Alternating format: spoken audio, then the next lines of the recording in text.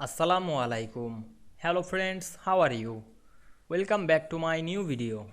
In this video, I am going to show you how to apply oven mat texture background in Microsoft Word.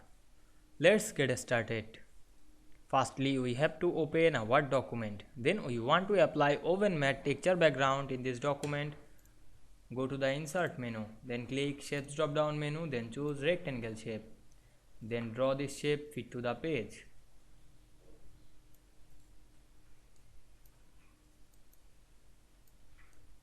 Then click the shape and go to the shape format menu.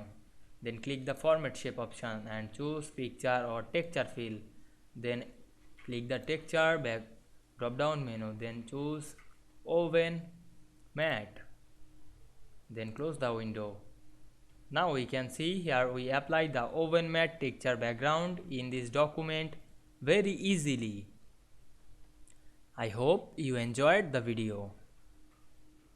Please like, comment, share and subscribe my channel.